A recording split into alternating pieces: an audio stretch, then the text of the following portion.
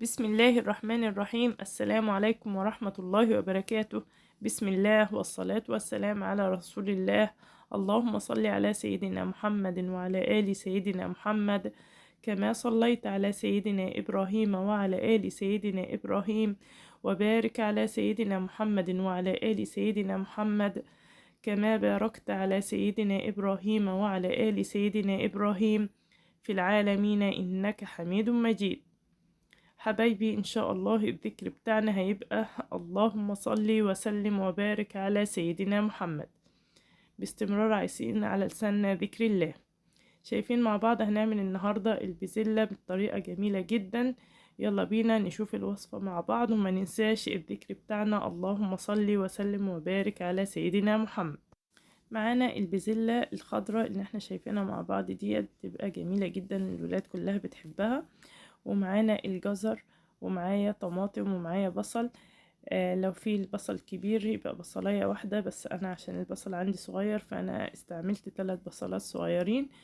ويلا بينا نشوف مع بعض. معايا مادة دهنية سمنة وزيت، وهنزل عليهم بالبصل المتقطع قطع صغيرة، وهبدأ أشوح البصل لما ياخد اللون البامبي الجميل. ما ننساش الذكر بتاعنا اللهم صل وسلم وبارك على سيدنا محمد. اول ما البصل بتاعنا اخد اللون البامبي الجميل كده، مش هستنى يتحمر، هنزل عليه بورق لورا وحبهان ومستكة، بتديني البزلة بتاعتنا طعم جميل جدا، جربوها. هبدأ بقى انزل بالبزلة على طول، مش هستنى احمر البصل اكتر من كده، وهشوح البزلة كويس مع البصل، وهنزل بالجزر كمان، وهبدأ أشوح البزلة والجزر كويس مع البصلة في المادة الدهنية. ما ننساش الذكر بتاعنا اللهم صل وسلم وبارك على سيدنا محمد. اللهم صل وسلم وبارك على سيدنا محمد.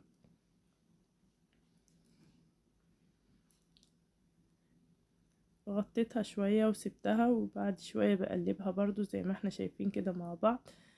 ايديا فيها برضو مش هسيبها علشان ما تتحرقش مني، لحد ما احس ان هي شربت الصوص بتاعها، ما فيهاش اي صوص خالص.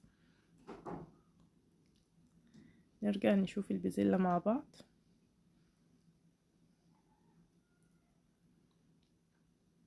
كده البزلة بتاعتنا نشفت خالص، ما فيهاش اي صوص. هنزل عليها بصلصة الطماطم،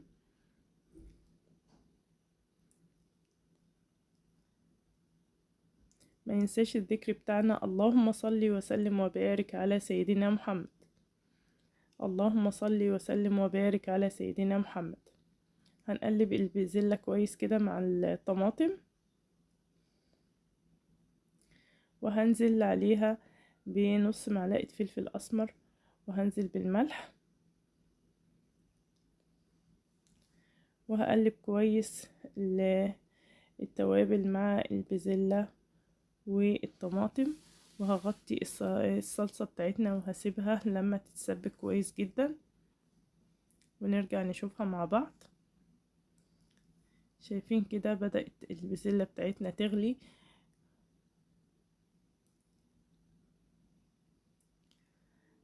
قلبتها تقليبة كده، وهغطيها كويس وهسيبها على نار هادية لحد ما تتسبك كويس، ونرجع نشوفها تاني مع بعض. ما ننساش الذكر بتاعنا اللهم صل وسلم وبارك على سيدنا محمد. هنعمل مع بعض شوية رز بشعرية لحد ما البسلة بتاعتنا تستوي. هنزل كده بمعلقة سمنة وشوية زيت،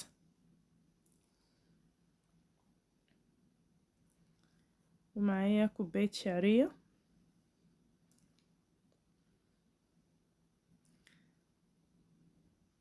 وهبدأ أقلب الشعرية كويس لحد ما تاخد اللون الجميل. ما ننساش الذكر بتاعنا اللهم صل وسلم وبارك على سيدنا محمد. اللهم صل وسلم وبارك على سيدنا محمد.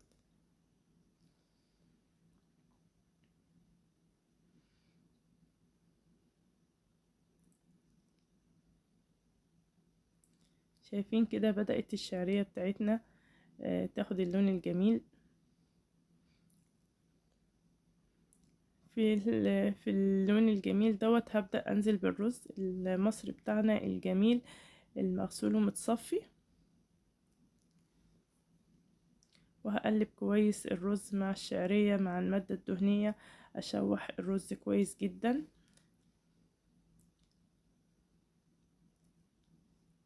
لما بشوح الرز كويس كده مع المادة الدهنية بيطلع لي الرز في النهاية مفرفر وجميل، بيستوي وبيبقى مفرفر وجميل.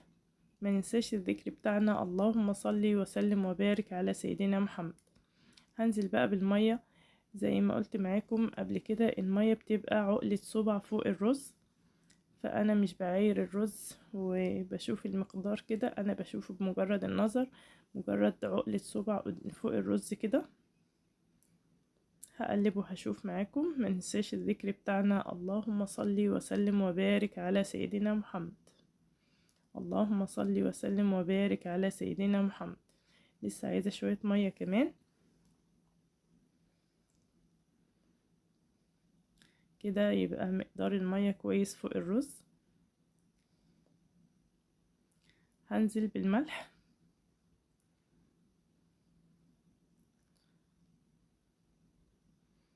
وهقلب تقليبة خفيفة كده، وهغطي الرز بتاعنا وهسيبه لما يغلي، اهدي عليه النار واسيبه لما يتشرب كويس ونرجع نشوفه مع بعض. نروح بقى للصلصة بتاعتنا. ما شاء الله كده الصلصة اتسبكت مع البزلة كده وبقت جاهزة ان انا ازودها شوية مية علشان البزلة تكمل سواها. هنزل كده قيمة كوباية مية علشان البزلة تكمل السوا بتاعها عشان لسه ما استوتش. ما ننساش الذكر بتاعنا اللهم صلي وسلم وبارك على سيدنا محمد. اللهم صلي وسلم وبارك على سيدنا محمد. هغطيها بقى وهسيبها لما تكمل سواها ونرجع نشوفها مع بعض. شايفين كده بسم الله ما شاء الله. معلش متأسفة على البخار.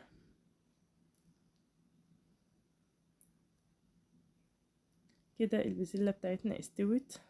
نشوف كمان قطعة.